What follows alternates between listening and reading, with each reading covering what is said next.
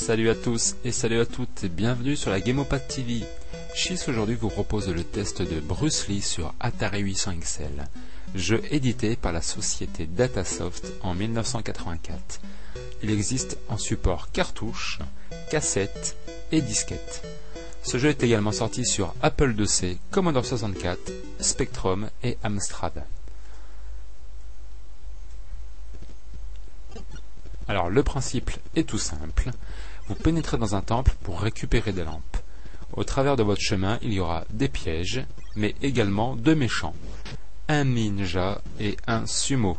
Alors oui, le sumo il est tout vert, mais bon, c'est pas grave, ça fait sympa à l'écran. A noter qu'en jouant à deux, le deuxième joueur incarnera le sumo, ce qui peut être assez sympa. Et un autre truc assez sympa, c'est qu'en fait, le sumo, quand il bugle, parce que ça c'est assez marrant, avec son cri, le meu, en fait, il appelle le ninja à la rescousse.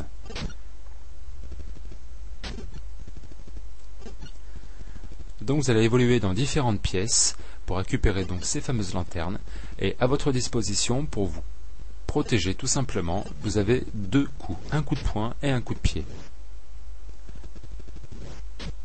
Voilà, le coup de pied pour le ninja. Alors suivant les cas, il suffira de 1 ou 2 coups de pied pour le ninja et de 2 ou 3 coups de pied pour le sumo.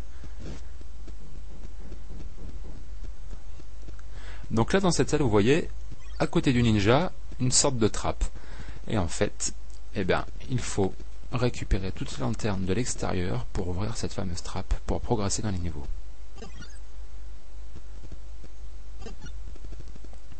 A noter que lorsque vous mourrez dans une pièce, vous recommencerez dans celle-ci.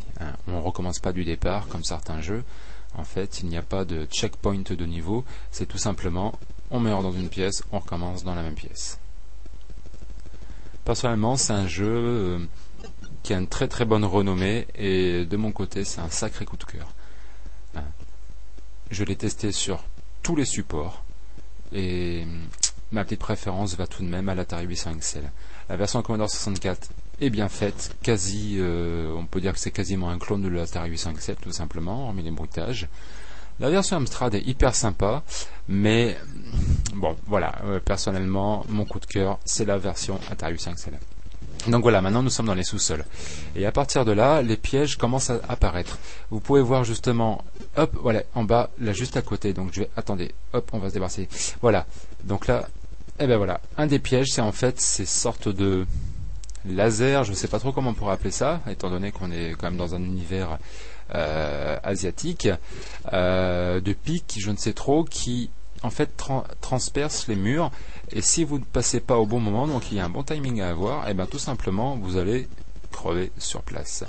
Un truc qui est hyper sympa, c'est au niveau stratégie, c'est à dire que vous pouvez attirer les deux petits bêtas là, pour justement qu'ils se fassent tuer par ces fameux pics, j'interprète ça comme des sortes de pics ou de lances. Voilà. Donc là vous avez également des sortes d'escaliers, donc suivant les moments, ils montent ou ils descendent à vitesse variable. Et des fois c'est hyper galère pour arriver à les choper comme il faut.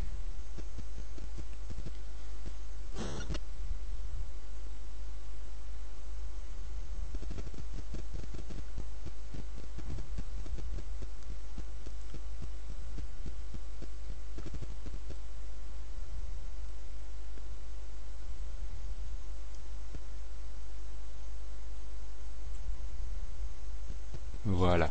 Donc là vous voyez, quand on connaît le jeu, à force, là on sait qu'il faut attendre un certain temps. Donc là, d'autres pièges, voilà. Donc là je viens de sauter par dessus, mais en fait quand vous passez en courant dessus, vous voyez une sorte de flamme, même si c'est pas rouge, de flamme qui apparaît. Et donc ça c'est hyper stratégique par rapport aux ennemis justement. Pour les tuer, c'est vachement sympa. Et vous voyez tout en bas, ça, alors c'est une des salles, on va dire, du jeu qui donne le plus de fil à retordre à tous les joueurs. Vous voyez sur des pics là, le sorte de petits, les deux points blancs là, parce que bon, je sais pas comment les appeler, qui se trimballent. Et en fait, ça c'est hyper retors. C'est quelque chose qui a donné beaucoup de fil à retordre à beaucoup de joueurs, et surtout beaucoup de joueurs ont cassé beaucoup de manettes à cause de ça. Alors, on va parler des graphismes. Alors pour l'époque, bon, on va être franc, hein, c'est pas non plus l'extase, mais c'est quand même assez efficace. Alors voilà cette fameuse salle. Voilà, hop, hop, et là, il faut être hyper synchro d'un côté, et maintenant ça s'inverse de l'autre côté. Donc au départ, c'est assez simple finalement parce que l'obstacle vient contre vous. Mais vous verrez plus tard dans une autre salle, et ben c'est l'inverse. L'obstacle va dans le même sens que vous.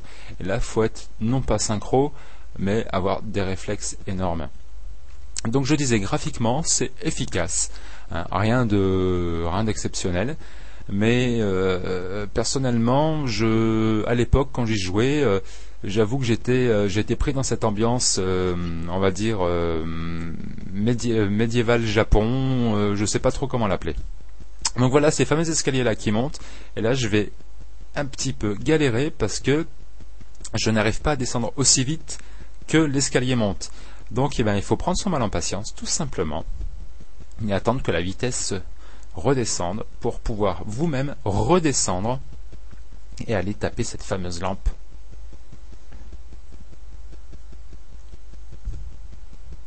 Voilà, vous voyez que là j'arrive à redescendre parce que la vitesse s'est calmée. Et on va assurer le coup parce que vous touchez le pic, vous êtes mort. Voilà, ça y est, c'est bon. Et maintenant, évidemment, ça redescend. Donc là, on va se diriger sur la droite. Il y a une dernière lampe qui nous attend. Et voilà, je l'ai foiré. Donc là, rebelote, il faut attendre parce que du coup, l'escalier qui descend va aller en augmentant au niveau de sa vitesse et ça va pas du tout être facile. Donc on va attendre et puis on va prendre son mal en patience. Ça, c'est un petit peu le côté rébarbatif par moment. C'est qu'en fait, quand vous êtes fait avoir, faut être patient. Pas bon. En même temps, la durée de vie du jeu n'est pas non plus énorme. Donc bon, on peut prendre son mal en patience. Donc comme j'ai dit, graphiquement, simple mais efficace. Au niveau du son, ma foi, c'est sommaire, mais ça reste sympa. Et le bruit du sumo qui appelle son ninja, ça c'est un régal. En faisant ces beuglements de vache là, c'est super sympa. L'animation, ma foi, je trouve qu'elle est assez bonne. Hein, c'est pas non plus détaillé à un point extrême, mais c'est quand même très sympa. Alors, une petite astuce pour ceux qui ne la connaissent pas. Dans une salle, vous allez trouver une lampe composée de 2 boules violettes blanches. Alors, sur la version Amstrad, ça vous donne tout simplement, au bout d'un moment, 100 vies. Vous allez la récupérer et au bout d'un moment, vous allez avoir quasiment 100 vies. Et sur la version Atari, vous allez arriver jusqu'à environ une dizaine de vies.